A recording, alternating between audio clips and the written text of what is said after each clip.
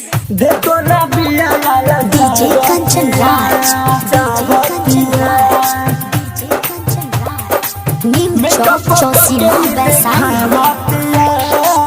देखो ना बिया लाला चावतिया मेकअप करके ही देखावतिया।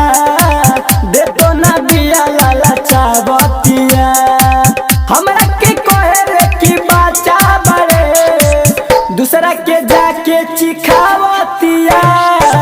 मेकअप करके ही देखावतिया।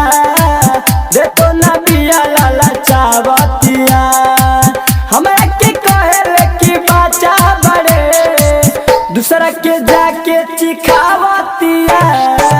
मेकअप करके ही देखावतिया।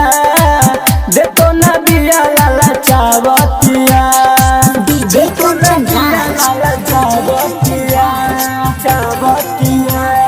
नीम चौक चौसीमा वैशाली। मेकअप करके ही देखावतिया।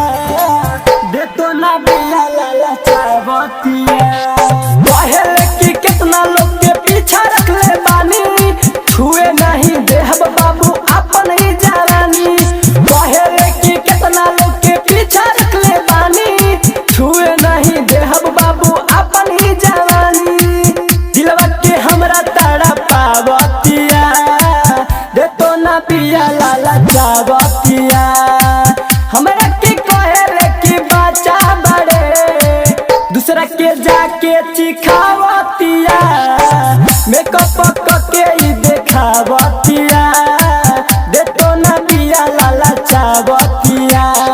डीजे कंचन राज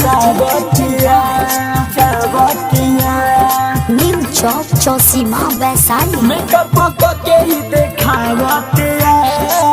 देखो ना बिया लाला चावतिया पहले की राइटर मोहन पीछा हमर छोड़ा धड़कन धर्म राज जिद अपन तोड़ा। पहले की राइटर इमरान पीछा हमर छोड़ा धड़कन धर्म राज जिद अपन तोड़ा। अपनी जलवा देखावतिया।